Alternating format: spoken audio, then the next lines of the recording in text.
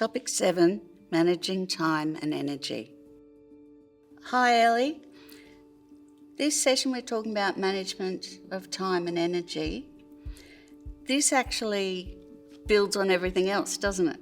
So we're now talking about, okay, we've had our goals, we've got our mastery and purpose, there's a bit of a accountability, nudging people along. So we've got our autonomy, we know what we're doing, we're accountable for it, but then things get hectic. You know what you're doing, you know what you've got to do, but that can lead to burnout. So, as always, you've got a model to explain how you can get around that and accommodate for that kind of situation. Yes, Liz. I mean, we're going to talk about a really simple model, and as I said, we like to keep things simple. So this was a model that, started out as, it's called the Eisenhower model, and it was used in wartime, and then Stephen Covey kind of relaunched it and popularised it. We're going to call it the Covey matrix, but it's quite often called the Eisenhower matrix as well, and it really talks about urgent and important. And again, it's done in 4 boxes. So we're going to quickly go through those boxes, and it's really talking about where are we spending our time and where our energy goes. So our quadrant 1 is really around that kind of urgent and important. This is what we tend to term the firefighting zone. We need to do it now. So it's right in front of our faces and it has to be done. So this can be those things that just pop up in our day that are really important. This is a really reactive place to be. Now, if we're always in quadrant 1 and we call it firefighting for a reason, we're going to burn out because we can't sustain that energy all the time. So what we want to do is kind of think about quadrant 2. Quadrant 2 is where we're kind of scheduling things, where we're kind of preparing, we're doing strategy, we're thinking. This is where well-being sits. So quadrant 2 is really about, it's not urgent, but it's important. So we want to protect that time because that's where we're doing that real innovating and thinking and problem solving. So this is the proactive stage, and this is a really important place to be. Quadrant 3 is where we want to kind of delegate or minimize our time. And sometimes if we're spending a lot of time in quadrant 3, perhaps we're picking up other people's urgent and important. So perhaps people aren't doing their jobs, perhaps they're delegating down too much to us, or perhaps they don't have the skills or they don't have the resources, and so their urgent becomes our important. It's a double-edged quadrant. We want to make sure that we're delegating, that we're not taking everything on, but also if other people are putting things down, perhaps because they're not meeting their deadlines and pushing them onto us, we have to think about what's happening and why that's happening.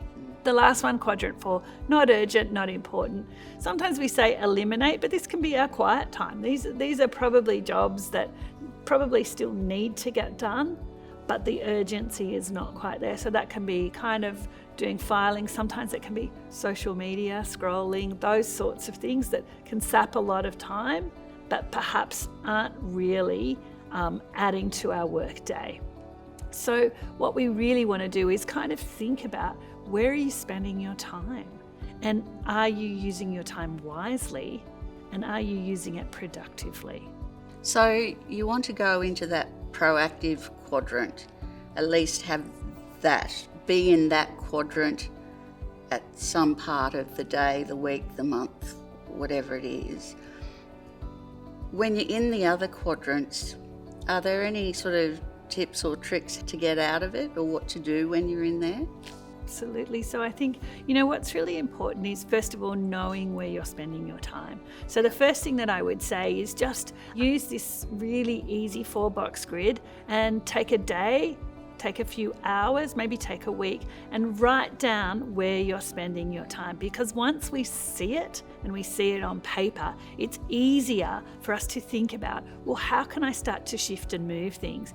And what do I need to do? Perhaps there's some job design that's not helping. Just about to say that. This sounds suspiciously like job design. Absolutely. So that's a really key point. Perhaps there's some job design. Perhaps there's some low or high job demands. Other people in our organisation that we need to take care of. All of those sorts of things. Perhaps there's some accountability conversations. When we know where we're spending our time, we're able to manoeuvre to open up our quadrant 2. So a lot of it too, that's your time, your energy. What can you do about your energy? So energy, again, we really want to make sure that we're making time for well-being and thinking about where is our energy going. And we talk about being busy or being productive. We can be really, really busy, but are we actually being productive?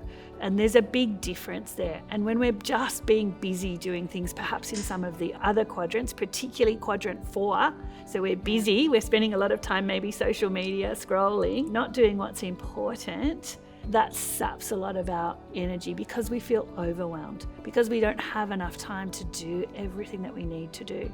So again, we have to balance those two, and we have to think about eliminating some of the things that perhaps are taking energy that's wasted. And of course, this all ties into that when we were talking about job design before, especially in that firefighting quadrant.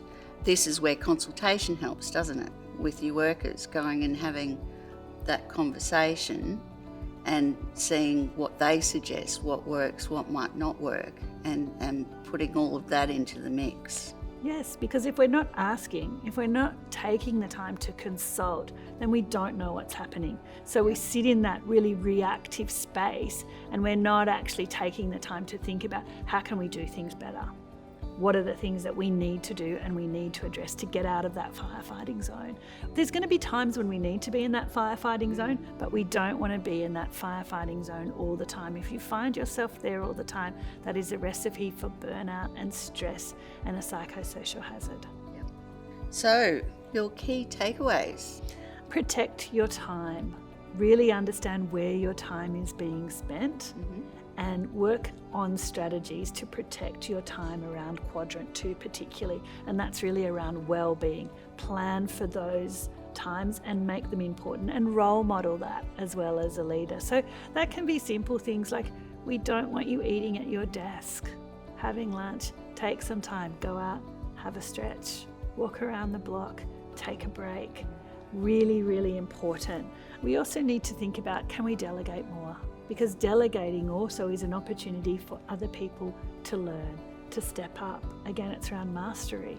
People want to get better at things. If we don't delegate or give them the chance to do that, then again, that's not helping them either if we're taking everything on.